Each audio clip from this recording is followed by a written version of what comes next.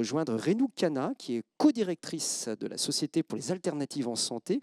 Renou Khanna travaille sur ces questions depuis plus de 40 ans. Elle est membre du comité consultatif de l'OMS sur le genre et elle va nous poser en ce début de journée un état des lieux sur les questions de genre et d'équité. Thank you very, very much.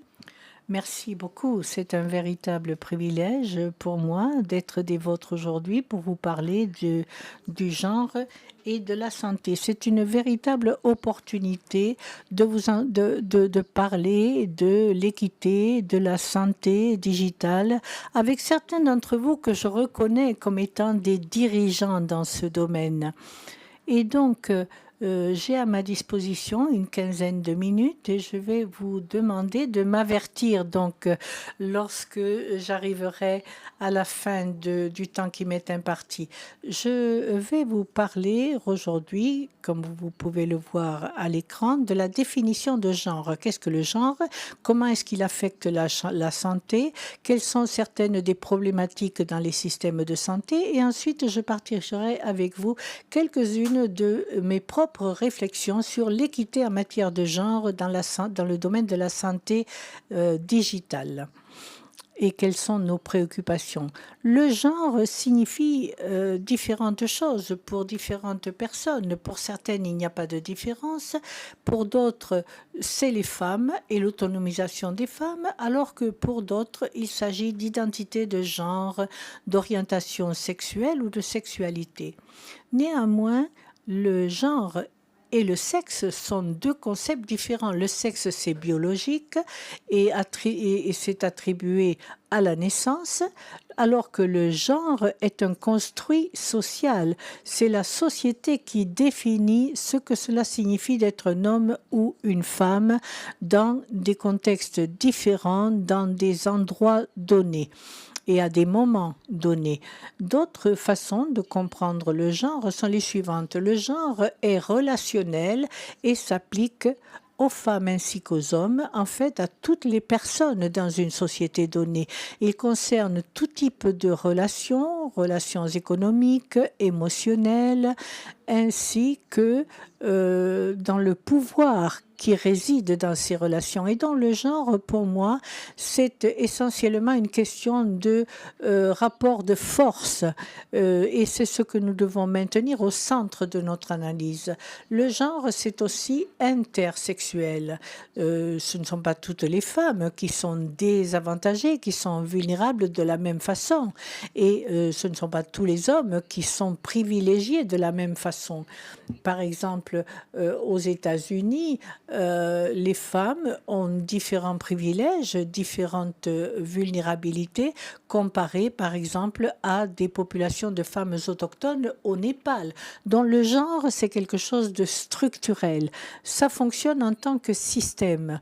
C'est construit à partir de nos organes reproducteurs, nos croyances sociales, les rôles de genre, la division sexuelle du travail et les différentes activités et rôles pour les hommes et les femmes. Les femmes sont normalement invisibles, sous-estimées. Et bien entendu, il y a un accès différentiel aux ressources. Lorsque je parle de ressources, je ne veux pas dire seulement argent ou biens, mais aussi la mobilité, l'estime de soi, le contrôle, la maîtrise des technologies, tout cela. Et cela mène à une prise de décision différentielle et un pouvoir différentiel. Mais cela peut être rompu à chaque étape de ce sous-système. On peut changer les normes de genre, on peut changer l'accès aux ressources et le contrôle des ressources. Donc, est-ce que le genre est important pour la santé? Les susceptibilités biologiques, les vulnérabilités et les résultats, les différences en matière de santé pour les hommes et pour les femmes vont au-delà de la santé sexuelle et reproductive. En raison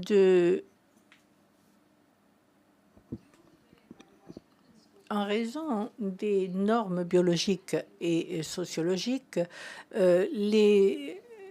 les personnes, les communautés LGBT sont victimes de différentes vulnérabilités dans l'accès et l'utilisation des services et dans la prestation des soins de santé. Leurs comportements sont différents et le résultat, c'est que les résultats dans la pratique des services de santé sont différents. Par exemple, il y a plus d'hommes qui meurent dans des accidents de la route que des femmes, et ceci est dû au genre, parce que en raison de la masculinité, les hommes doivent être plus aventureux, plus concurrentiels, ils doivent aller au travail, et la division des ressources donne aux hommes un meilleur accès à la mobilité, par exemple. Il y a un autre exemple, l'anémie. L'anémie est plus commune chez les femmes pour des raisons de genre. Les femmes et les filles ont des menstruations, perdent du sang également dans les accouchements. Et dans de nombreux contextes, les femmes s'oublient, sont les dernières à manger, par exemple, et donnent la priorité à leurs enfants et à leur mari.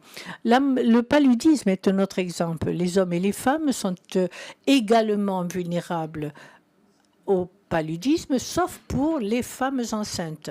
Le paludisme dans la grossesse peut provoquer des complications, y compris l'anémie. En dépit de tous ces risques, moins de 5% de ces faits, moins de 5% des femmes enceintes ont accès à des services de santé et des interventions. Parce que très souvent, en plus, les données ventilées par genre ne sont pas disponibles. Je ne sais pas si vous arrivez à lire cette diapositive, mais elle reprend tout ce que je viens de vous dire ces dernières minutes.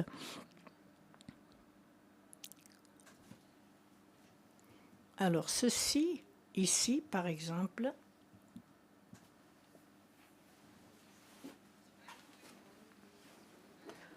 je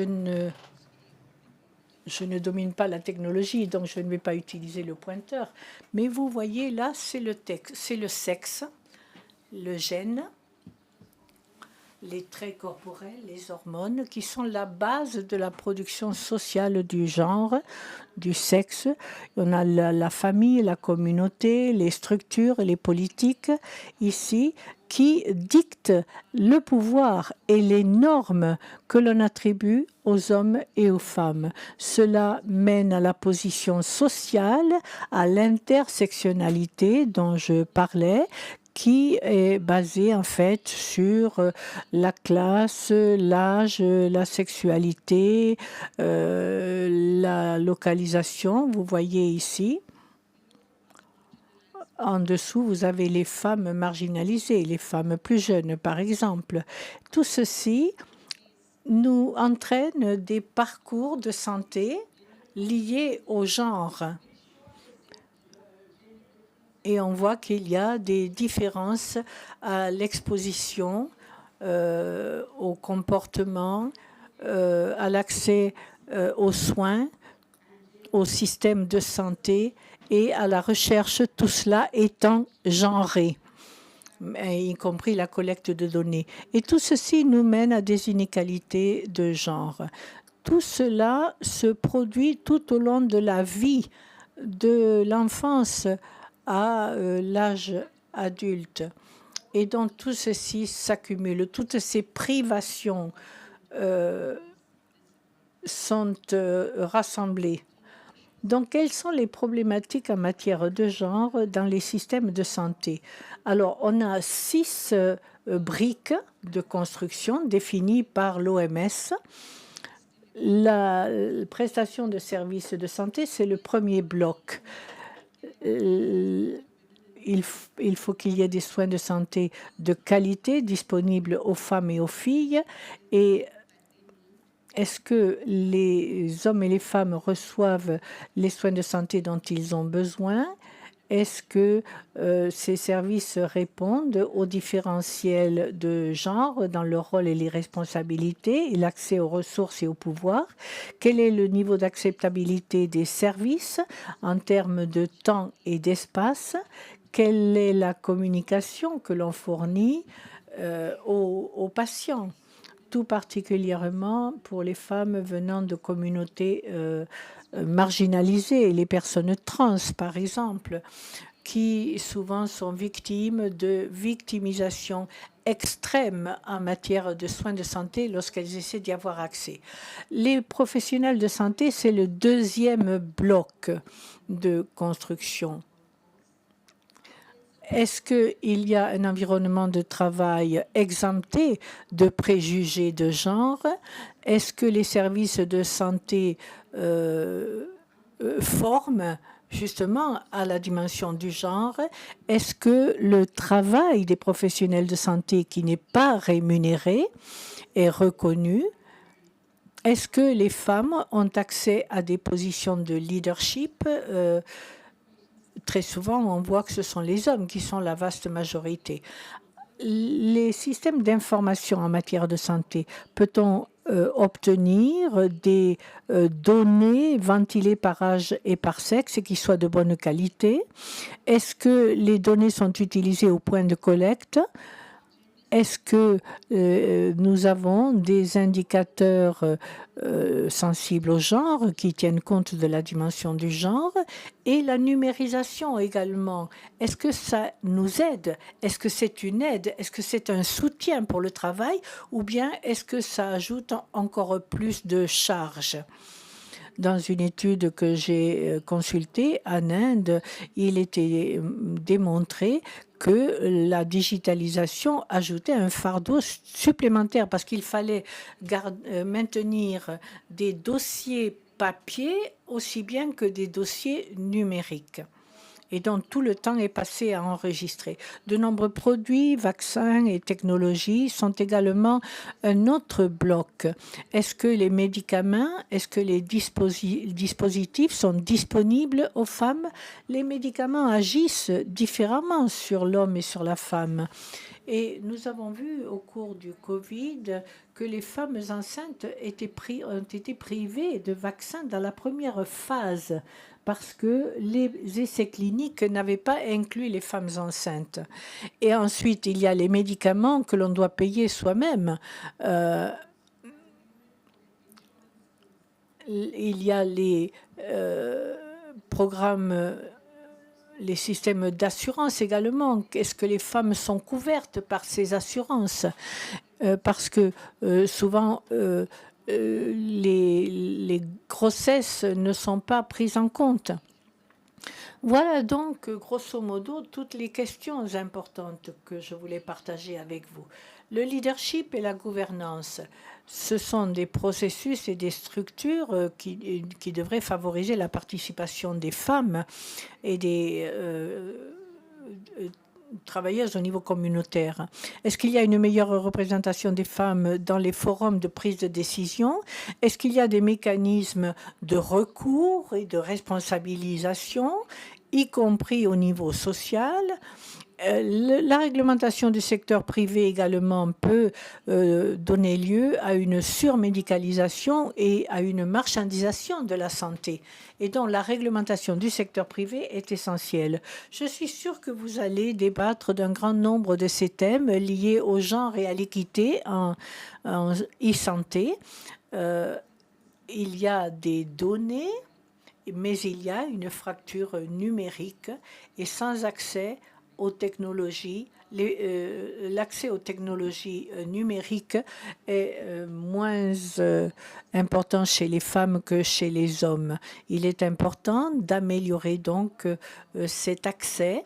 C'est une grande préoccupation pour certains d'entre nous qui travaillons dans des milieux sociaux parce que les États se déchargent de leurs responsabilités pour garantir des systèmes de santé.